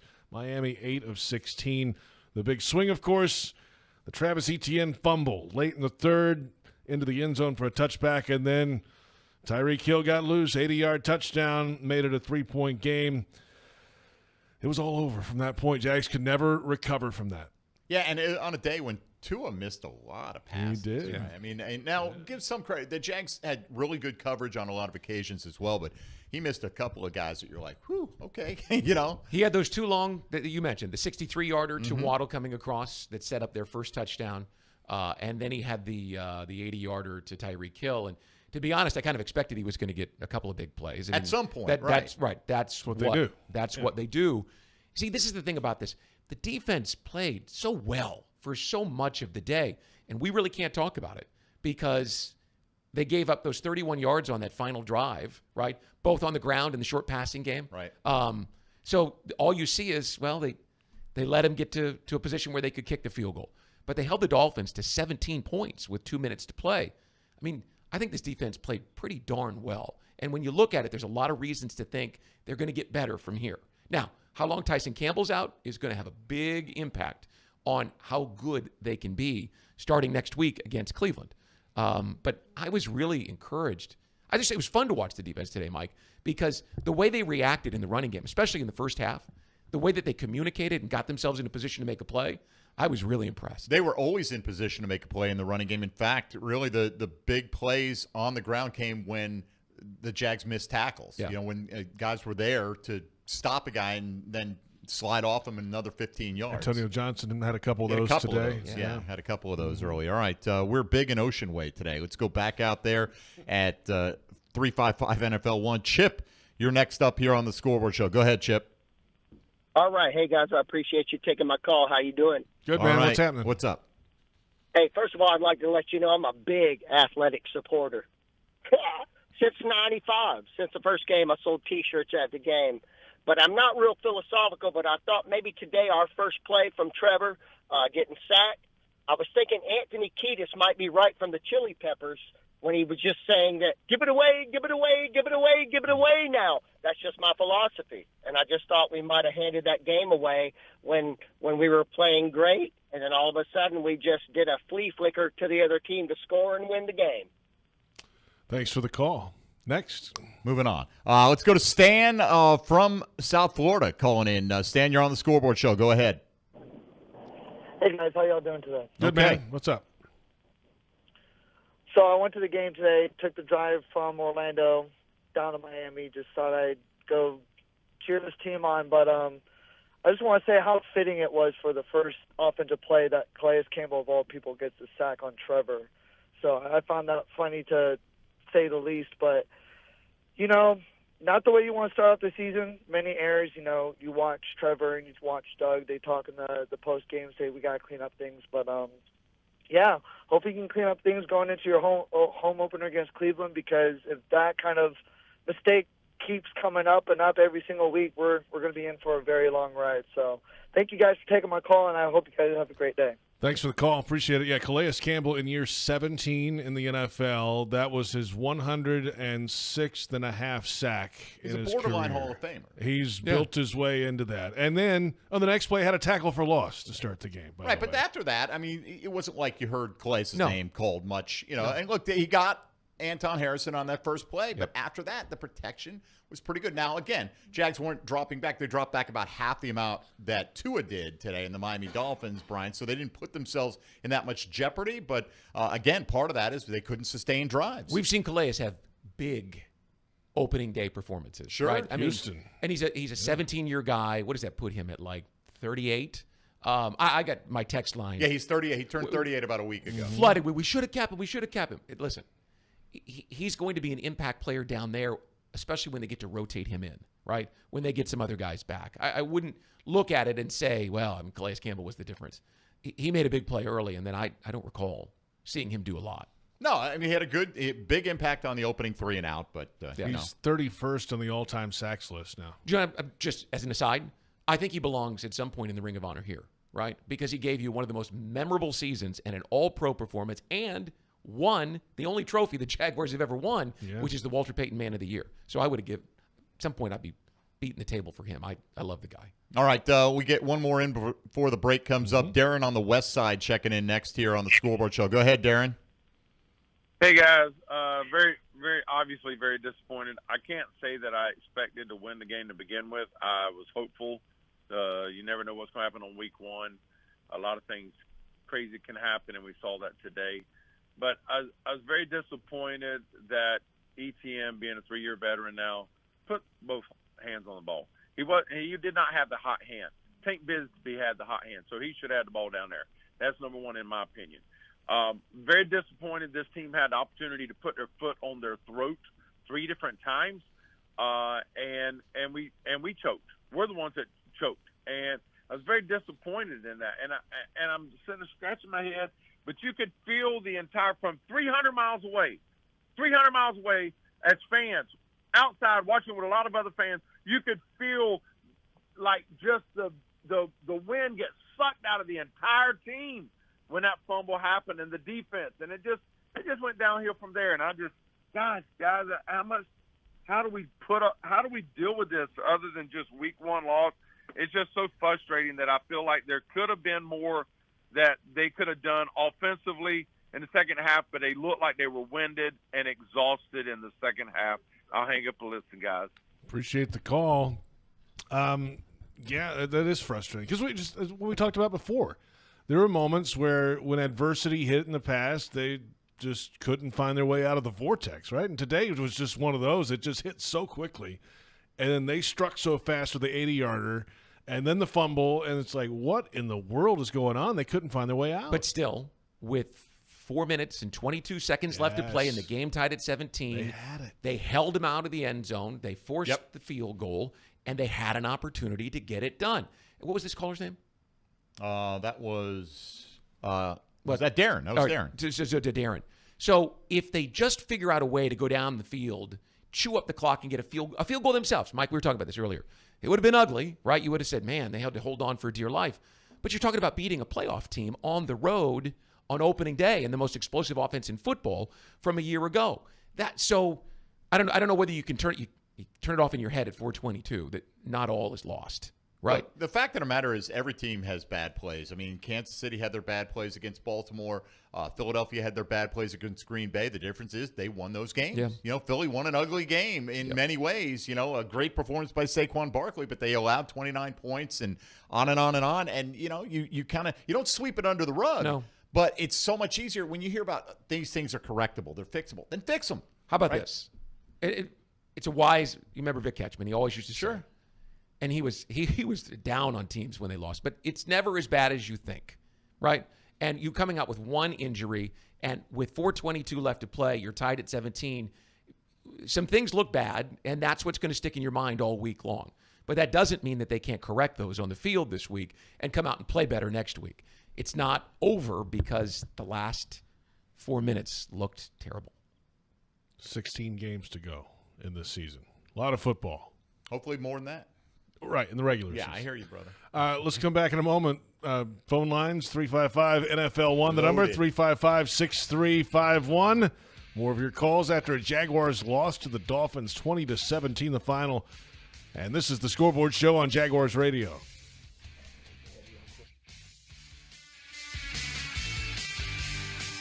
Touchdown at Jaguars away games when you fly nonstop from Jacksonville International Airport. Join the Jaguars in Miami and Houston. Watch them win in Philly, Detroit, Nashville, and Las Vegas. All the other Jaguars games are just one short connection away. And if airport parking has you stressed, be sure to visit the Jax Airport website before traveling to the terminal. On it, you'll find information about the status of on-airport parking in real time. See if your favorite areas are available or if you need to call an audible. Visit flyjax.com for more information. For us, treating cancer is personal. We're Baptist MD Anderson Cancer Center, and we know that every patient is unique. So you'll have a plan created by world-renowned doctors and tailored to your needs. And everyone here will support you every step of the way, so you're physically, emotionally, and spiritually strong for the journey. Don't face cancer with anything less than the team at Baptist MD Anderson. Locations in downtown, Baptist South, and Clay. Visit BaptistMDAnderson.com. It's game time, Jaguars fans, and Publix knows that football is all about pairings. A high-scoring offense paired with a stingy defense. A rocket-armed QB paired with a dynamic wide receiver. And at Publix, you can pair hot deli chicken tenders with savory dips, delicious sub-platters with ice-cold beverages, and you can pair these tailgate essentials with an entire parking lot full of Jaguars fans chanting, Duval! Gear up for your tailgate at Publix, the official supermarket of the Jacksonville Jaguars. Hey, Jaguars fans, are you tired of being late to the game because you're stuck in traffic looking for a parking space? Well, join the thousands of other Jags fans who already know the smartest way to get to Everbank Field is on JTA's Game Day Express. Shuttles run from 5 locations around Jacksonville. Passes start at $10 and are available exclusively on the MyJTA mobile app. Visit JTAFLA.com for full details. The JTA Game Day Express, where you're winning before the game even starts. Your Game Day Express is sponsored by the Jacksonville Zoo and Gardens. Chelsea here. Tired of those drafty windows and high energy bills? It's time to upgrade with Renewal by Anderson. Right now, during our exclusive sale, you can save big on custom-built, energy-efficient windows and doors designed to keep your home comfortable and secure all year round. Our Fibrex material is 2 times stronger than vinyl, providing superior durability and impact resistance. Plus, with flexible financing options available, there's never been a better time to make a switch. Visit bestwindowsflorida.com to schedule your free consultation today. Proud partner of the Jacksonville Jaguars. Restrictions apply. License number CGC 1527613. Headquartered in Jacksonville, Florida, CSI Companies partners with leading healthcare and technology organizations nationwide to deliver workforce solutions. CSI prides itself on building meaningful relationships and provides personalized operations to fuel the success of businesses, both big and small. Whether it's finding the right talent for a job or seamlessly managing a project from start to finish, CSI has 3 decades of experience in getting the job done. This is your workforce solutions reimagined. Visit CSICompanies.com.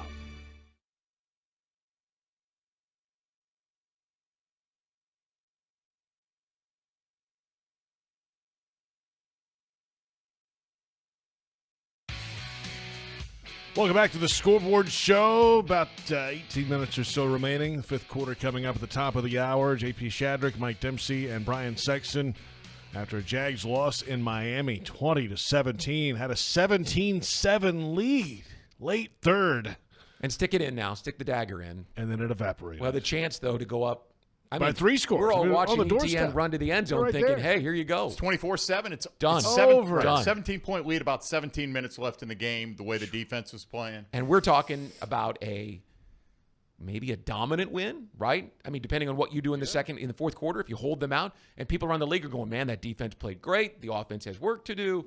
I mean, the story's completely different if not for those 2 plays. Yeah, but they happened, unfortunately. All right, back to the lines we go here at 355 NFL 1. Pierre is out in California checking in. Pierre, you're on the Scoreboard Show. Go ahead.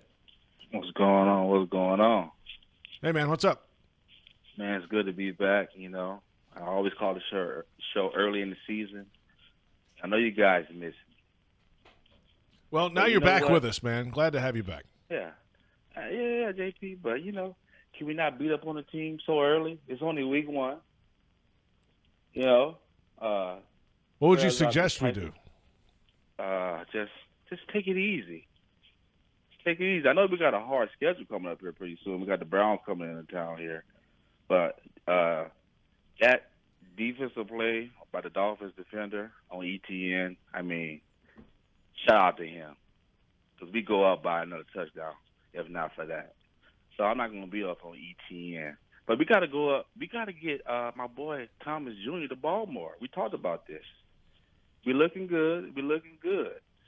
But let's play the first 4 games first, see how we do. Because after that, it's straight playoff time, baby. We got division games coming up. And here's the difference. We don't do a Scoreboard Show 1 month into the season. We do it every single week. We're reacting to today's performance, and ETN did fumble it. It was a great play by Javon Holland, but it was an equally bad play to not protect that football when you have a chance to go up by 3 scores right there. So, look, I don't think any of us are burying them for the season long, but you got to point out the flaws and what led to letting a potential 3-score lead evaporate. I just got done saying it's never as bad as you think. Right. So, anyway, thank you, Pierre. Appreciate it. Yeah, and to his point, coming up, Browns home next week, then at the Bills Monday Night Football, then at the Texans. So right, and then you got easier. the Colts after that. I mean, division games coming up. I mean, the Texans right now 1-0 in the division. Fortunately, Tennessee gagged away a game that they were cruising to victory, it seemed like, much like the Jags did. But, none of the teams that you just mentioned are the 85 Bears, right? No, they're not. I mean, for this team to come back and get on the practice field and solve some of the issues on offense, you hope that you get Tyson Campbell back. I really think this defense is going to be excellent this year. What they did today, how they kept the Dolphins in check for most of the game, I really think they're going to be very, very good. I mean, I'm watching the Browns right now. I don't see them coming in. No, I don't think the Browns, like if you're going to miss Tyson Campbell for a week, this is probably the team you want to be playing because they really want to play defense and run the ball. But look, I'm not saying they're going 4-0 in the next 4 games, but the Jaguars aren't out of this at all. Oh, no, of course they're not. But they also missed the playoffs by a single game last year. I remember. And any loss you take could be the one that costs you the postseason. So, look, it's one thing. If Miami won this game 27-17, kind of held the Jags at arm's length all day, we'd say, wow, not up to the task yet. This is one you felt like should have been in the win column. That's what makes it so frustrating, I think. Out to the west side we go next. Sam, you're on the Scoreboard Show. Go ahead, please. Hey, guys. Well, I have to ask you guys a question, and then I would like to ask you, allow me to make a comment. The question is, if you guys were football teachers, what grade would you give the Jaguars for today? Having said that, what I watched was, the whole game, am I disappointed? Am I upset? Of course I am, but I think altogether, if you put it together, I think there was some things I saw in this team, in this game, that I don't think I've seen for a long time with the Jaguars. I'm really hopeful. I'm really ready for a season.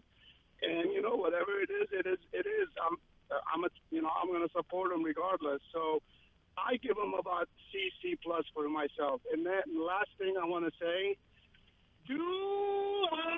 baby, let's go. I appreciate it, Sam. Look, nobody's given up on the team, but to expect us to be sitting here throwing a pep rally after the way they let it get away, You know what I give him? Look, this is a bottom line business. You win, you get an A. You lose, you get an F. Because I don't care. Pass or fail. That's it. It's pass fail. That's what this is. This is not moral victory. C, D, make us feel better. B plus. They played well but lost. They lost. Right. They're 0-1. You don't get it back. Pass fail. They fail. The AP voters don't get a chance in this one. You know, Ryan tomorrow. Nielsen, No. I had a conversation with him after practice on Wednesday, and I asked him, this is opening day. I mean, it's got to be special to have opening day, another year in the National Football League. He goes, Brian, it's just day one. There are 17 of these. And I think people have to keep that in mind. Now, I will say something hopeful is people are coming in and going, hey, hold on, it's not over yet. Good. It means that they're taking a look at this, letting the emotion of the game get beyond them, and realizing there was enough good today that you can feel optimistic about what this team is still capable of doing. But they still failed. Yeah, no, I'm not. I'm not arguing with you. I'm not arguing with you. I know, right? Look, that's just the way it is. This is not, there's not a poll that's going to be run. Hey, they look good, so we'll keep them in the top 10. Yeah. Well, there's the stupid power rankings, which don't You're matter. 0-1. They That's don't the matter. power ranking. Yeah, You're right, 0-1. that's right. You're at the bottom. They of the National failed Football today. League. They haven't failed the season. Correct.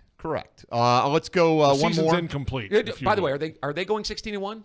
They could. I hope so. Okay. They could.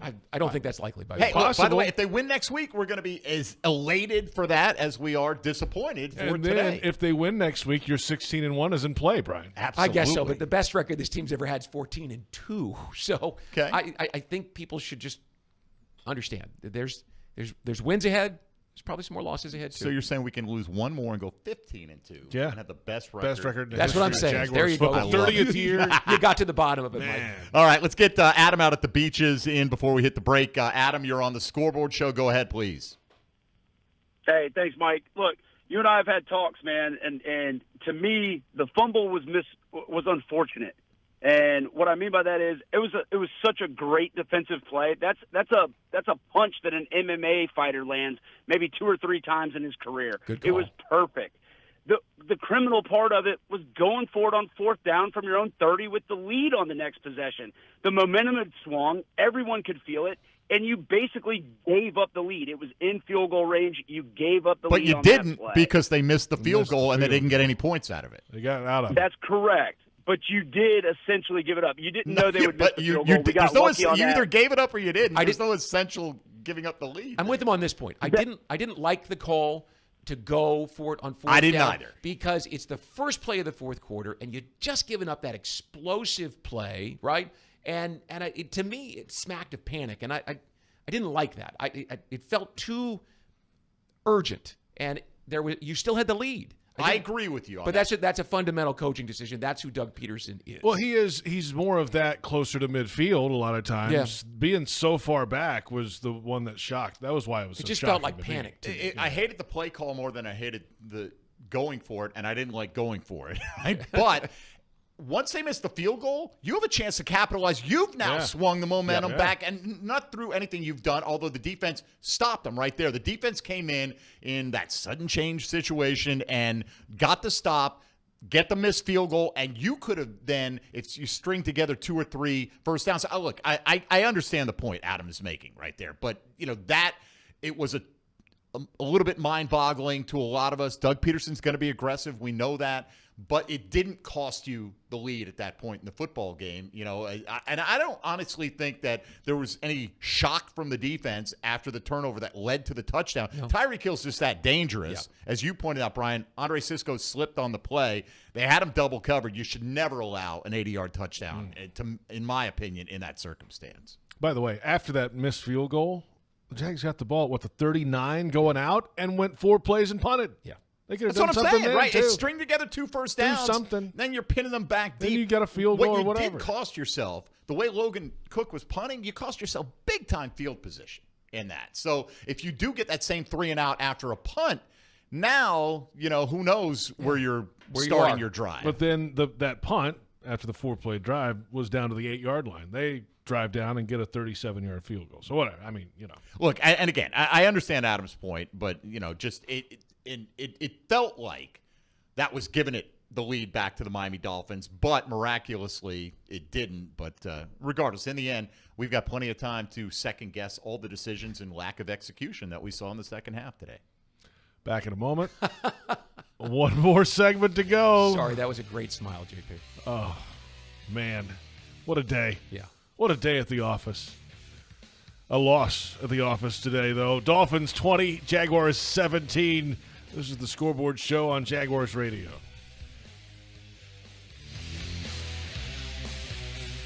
Brooks Rehabilitation is proud to be the official rehabilitation partner of the Jacksonville Jaguars. We are here for them, and we are here for you. Ranked #1 physical rehabilitation hospital in Florida by U.S. News and World Report, our playbook is individualized treatment and exceptional care to get you back to living your life. Brooks has cutting-edge technology and therapy solutions in every care setting, treating sports injury, orthopedics, brain, spinal injuries, and more. Go beyond your expectations with Brooks Rehabilitation. Attention Northeast Florida businesses. The Jaguars and Corporate Traveler are teaming up to bring you the Rising Business Spotlight Program. Get your business in front of 65,000 passionate fans at each Jaguars home game. It's your chance to shine with prime in-stadium exposure, an interactive activation space, and a powerful social media spotlight. Be one of the 6 selected small to medium-sized businesses to be showcased this season. Connect with new audiences like never before. Visit corporatetraveler.us/Jaguars. Don't miss out on this game-changing opportunity with the Jacksonville Jaguars and Corporate Traveler. Chelsea here. Tired of those drafty windows and high energy bills? It's time to upgrade with Renewal by Anderson. Right now, during our exclusive sale, you can save big on custom-built, energy-efficient windows and doors designed to keep your home comfortable and secure all year round. Our Fibrex material is 2 times stronger than vinyl, providing superior durability and impact resistance. Plus, with flexible financing options available, there's never been a better time to make a switch. Visit bestwindowsflorida.com to schedule your free consultation today. Proud partner of the Jacksonville Jaguars. Restrictions apply. License number CGC 1527613. Jaguars fans, huddle up for the best defense against expensive car repairs, CarShield. Score big with the nation's #1 automotive protection company, CarShield. They offer affordable plans covering repairs on up to 5,000 parts and systems in your car, truck, or SUV. Don't miss any Jaguars action this season with a car breakdown. Call 800-471-1223. Coverage varies by plans. View contracts and exclusions at carshield.com. This is Coke Zero Sugar. Could I be the best Coke ever? Try and taste with your ears. Hear those bubbles? Imagine them tingling on your tongue. Fizzy deliciousness. Listen to that cascading liquid. A mouth-watering waterfall. Irresistibly tasty. Zero sugar. Crisp, refreshing, and ice cold. Is Coke Zero Sugar the best Coke ever? Try and decide. Want to cruise down an open road in high-performance style? Visit JacksCorvetteGiveaway.com for a chance to win the ride of your dreams. A brand new 2024 Corvette Stingray Coupe. With its sleek design and cutting-edge technology, this vehicle is built for speed and luxury. So what are you waiting for? Enter to win at JacksCorvetteGiveaway.com today. No purchase necessary. Open only to legal residents of the states of Georgia and Florida. 18 years of age and older. Some restrictions apply. Void where prohibited. Ends 11/15/24. For entry information and official rules, visit gotoeventlink.com/rules.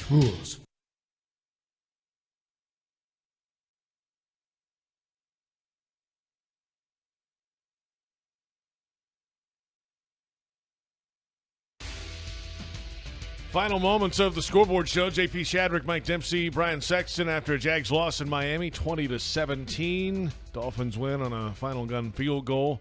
And let's get one more call in, Mike. Oh, let's. I mean, look, by the way, it's a brutal one. We all kind of commiserate. We get it. We all see different things as being the most important thing in the game and see it different ways. Look, in the bottom line, like Sexton said, they could still go 16-1. They could.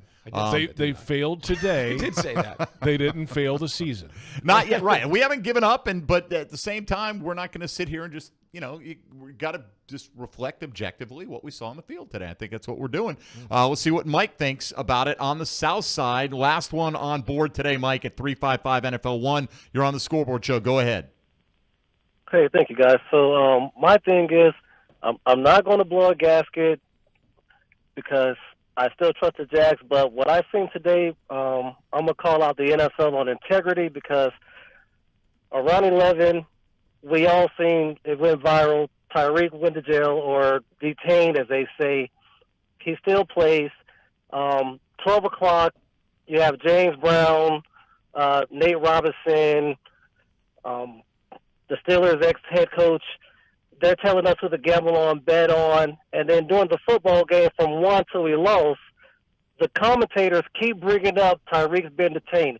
I'm not going to lie. This sounds like sports entertainment and reminds me of WWE because the NFL is in bed with all these gambling companies. It sounds choreographed. It looks choreographed basically to me now. It really looks that way. It looks fake.